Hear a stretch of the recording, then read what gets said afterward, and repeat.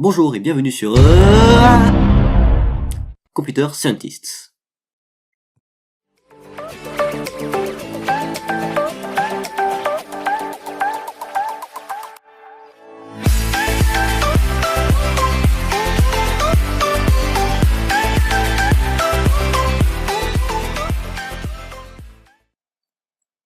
Dans cette vidéo, je vais vous parler des transformations du canvas.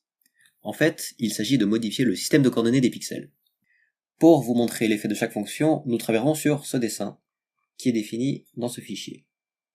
Donc là, on a une flèche qui indique la direction X, une flèche qui indique la direction Y, et une grille dont chaque case fait 50 pixels de côté. La première chose que l'on peut faire, c'est bouger le centre du canvas, qui se trouve normalement en haut à gauche. Pour cela, on utilise la fonction translate, qui prend comme argument la translation en X et la translation dans la direction Y, que l'on va définir juste au-dessus, avec par exemple une translation de 100 dans la direction X et de 20 dans la direction Y. On peut voir que le centre du canvas a été déplacé de 100 pixels dans la direction indiquée par cette flèche, donc en X, et de 20 pixels dans la direction indiquée par cette flèche, Y. On peut ensuite faire tourner notre système de coordonnées autour de son centre avec la fonction rotate, qui prend comme argument un angle en radians.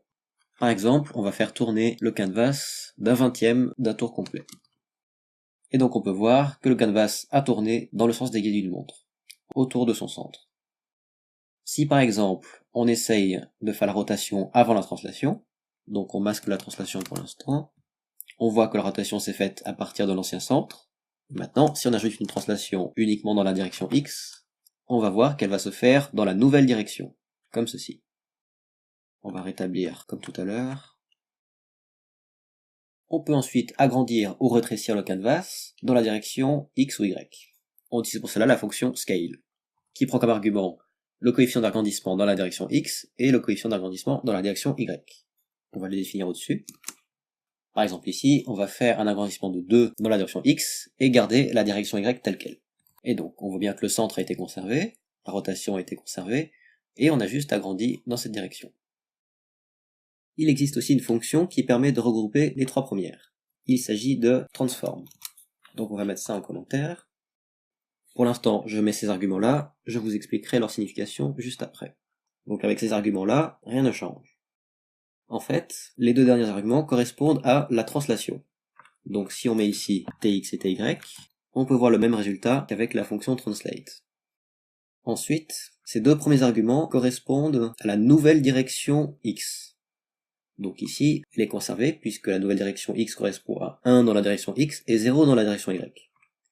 Si par exemple, on dit que la nouvelle direction x sera de 1 dans la direction x et 0,5 dans la direction y, on va voir que cette flèche sera redirigée comme ceci. Il en va de même pour ces deux arguments qui correspondent aux composantes x et y de la nouvelle direction y. Si par exemple on met moins 0,5 en x et 1 en y, cette flèche-là sera décalée dans les x négatifs. On peut constater qu'il est possible de faire une rotation en utilisant ces quatre paramètres. Pour cela, on utilise les sinus et les cosinus.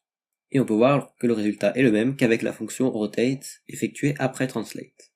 En utilisant la même logique, il est possible d'agrandir une direction du canvas en multipliant les arguments par sx et sy, et le résultat est exactement le même qu'avec les trois fonctions précédentes.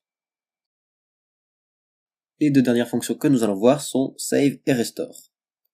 Save permet d'enregistrer la transformation actuelle du canvas, ainsi que d'autres propriétés comme fill style, stroke style, etc. Par exemple, si avant de dessiner la grille, on utilise save et que l'on utilise translate, comme prévu, le tout sera déplacé.